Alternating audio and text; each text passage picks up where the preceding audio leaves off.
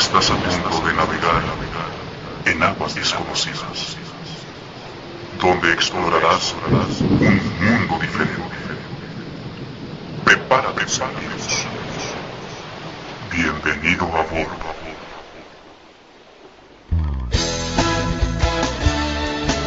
Y nosotros somos Rocío, Gil, Javier y Eva, y juntos queremos invitarte a participar de esta nueva aventura que se nos ha encomendado, un programa hecho para ti. estamos a un clic.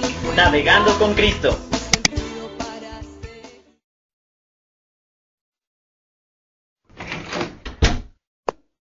Raza, ahí viene aquí, men. Dejaron prendido el PSU, locos. El foquito está parpadeando ese.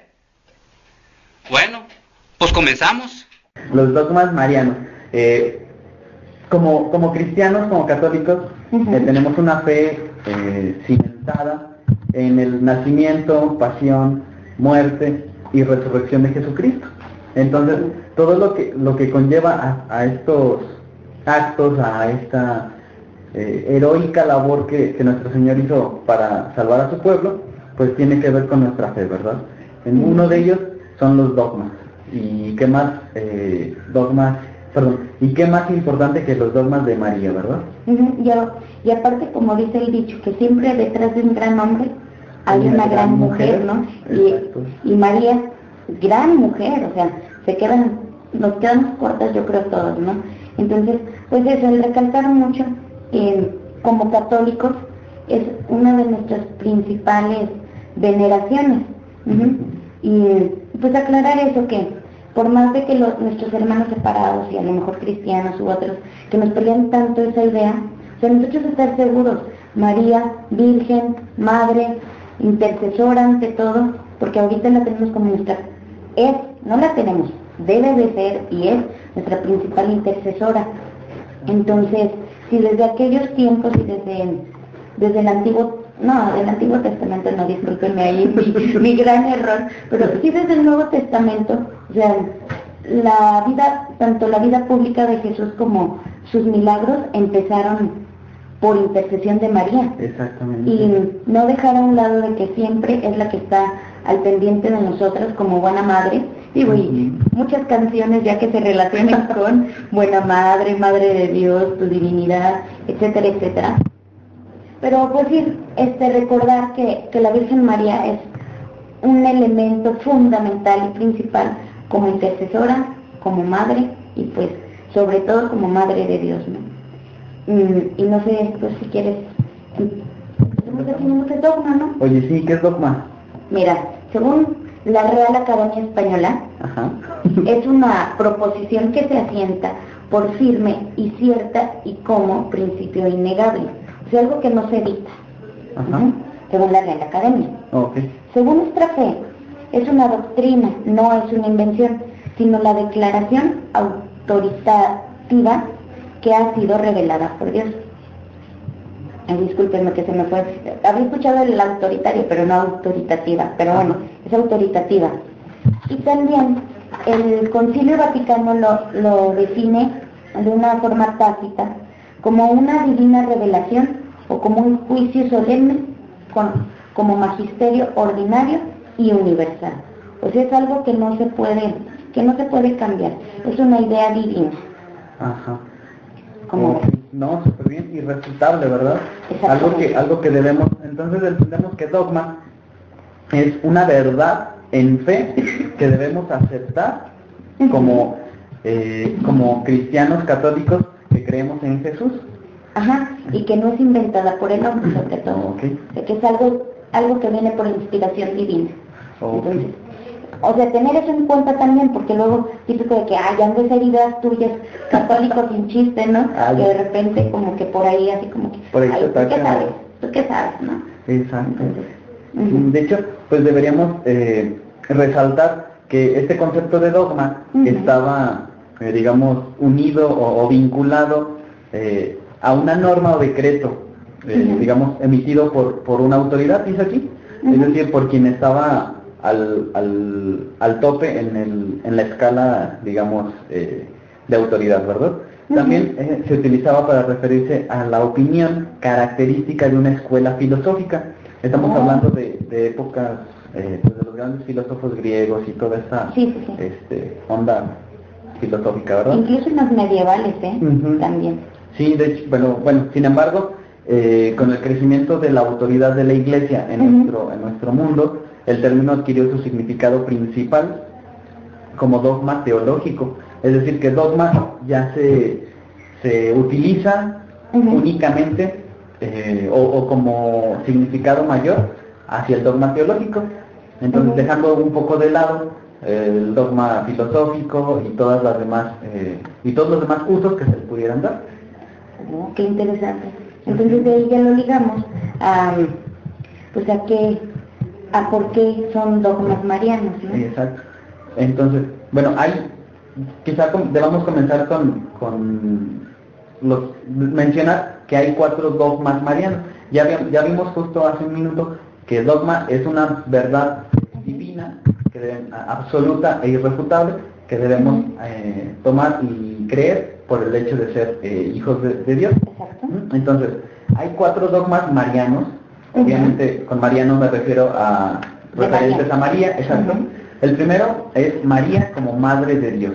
Entonces tenemos, por ejemplo, María verdaderamente la Madre de Dios. ¿Por qué se cree esto? No sé, ¿qué implicaciones tendrá, verdad? Ese es el primero. María como Madre de Dios.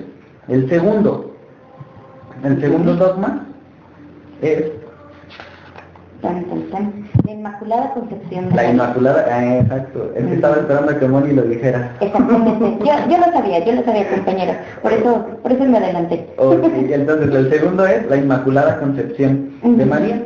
Y el tercero es la virginidad de María. ¿Por qué la llamamos Virgen María? ¿O por qué se le menciona en la palabra de Dios María siempre virgen? Y por último, el cuarto dogma es la asunción de María a los cielos. Así como Jesús subió al cielo, entonces la asunción de la Santísima Virgen María también a los cielos. ¿Qué significa cuando la llamamos la Virgen, que la Virgen es asunta? ¿Y cómo es posible esto, siendo que María es un ser humano, fue un ser humano terrenal? Sí, y eso también como nos lo pelean tanto, ¿no? O sea, que cómo puede, que si subió en cómo, que qué, por qué, que si con huesos, que si sin huesos, que sin espíritu, que si no sé qué. Ahorita hablaremos de ello. Ok, entonces comencemos a lo que vamos con el primer dogma mariano. María como Madre de Dios. Primero, ¿qué es una madre? Encontramos en el diccionario que madre es la mujer que engendra. Se dice que es madre del que ella engendró. Si aceptamos que María es madre de Jesús y que Jesús a su vez es Dios, entonces por simple lógica María es madre de Dios. Sí, es lo que te iba a decir. Porque luego pues dices, ¿qué? ¿Será madre de dos o qué?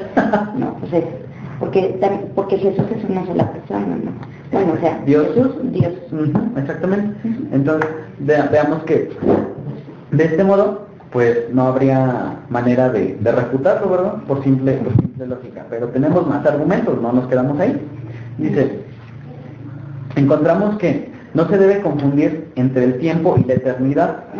María obviamente no fue madre del Hijo eternamente. Es decir, exacto, o sea que ella no fue, nos menciona aquí que no es madre, no ha sido madre de Dios desde toda la eternidad, sino que ella comienza a ser madre de Dios cuando el Hijo Eterno quiso entrar en el tiempo. Es decir, cuando Dios se materializó como hombre y se quiso adaptar o rebajar a las situaciones humanas como es el tiempo, entonces en ese momento María entra a escena como madre de Dios. Para hacerse hombre, Dios quiso tener madre. Lo dice en Gálatas, el capítulo 4, verso 4. Dice, al llegar la plenitud de los tiempos, envió Dios a su Hijo nacido de mujer. Entonces, Dios se hizo hombre sin dejar de ser Dios. Por ende, María es madre de Jesús, Dios y hombre verdadero. Entonces, bueno, digamos, no hay... O sea, lo que debemos rescatar es que no fue o sea, que María no ha sido la madre de Dios desde siempre, desde el principio de la creación, desde la eternidad de la gloria de Dios, sino que al convertirse y al darle ese sí al Señor de ser el primer sagrario y convertirse en la madre de Jesús, ella se convierte entonces en madre de Dios en el tiempo, en ese momento en el que ella lo decide, ¿verdad? Mira qué interesante, porque sí, también podemos luego confundir la idea de que, casi creo que María ya nació con todo, ¿no? Ajá. O que nunca tuvo niñez, o etcétera, etcétera. Pero se fue una mujer normal, se podría decir, Ana, que con esa divinidad y esa pureza desde siempre. Y a partir de ese momento, que es cuando hacemos alusión en el Ángelus, con ese sí, en ese fiat, es cuando entonces ella, como quien dice, engendra, y es cuando sigue siendo y es a partir de entonces la madre de Dios, ¿verdad? Entonces, pues, tener muy en cuenta eso, chavos, para afianzar, sobre todo cuando estamos medios adolescentes, no es cierto, pero en la etapa secundaria, prepa, que es cuando nos empezamos a preparar para lo que es la confirmación, que es cuando todas estas ideas, todas estas revoluciones en nuestra mente se vienen, de qué creemos, por qué creemos, si de verdad queremos seguir siendo católicos, digo, porque se supone que ese es el fin de una confirmación, ¿no? El aceptar. Entonces, aceptamos 1,000,000 de cosas, digo, ya del mundo, entonces qué mejor también que podamos aceptar esta divinidad de María en estos dogmas y ser fuertes en nuestras creencias como católicos, de que si ya lo somos, lo aceptemos y sigamos, pues, o investiguemos nosotros mismos qué podemos creer, qué debemos creer y tener ese criterio, ¿no? También como que por lógica. O sea, obvio saber de que, bueno, si María es divina y tuvo una maternidad divina, obvio no nació ya con Jesús, pues, o sea, tuvo una niñez, y también conocer, o sea, su historia, ¿no? Les digo, conocer lo que creemos desde un principio, y pues, yo pienso que la historia de la Virgen María ha de ser la historia de una mujer modelo, y no descartar que fue, como lo repito, una mujer normal, que igual tuvo niñez, igual nació, igual creció. Entonces, hasta ese momento en el de que su fe, su pureza, su esperanza y a lo mejor todo eso, pero sobre todo su creencia en Dios, fue lo que la llevó a decir sí, y a partir de entonces es donde se desarrolla su divinidad, por ser la madre de Dios.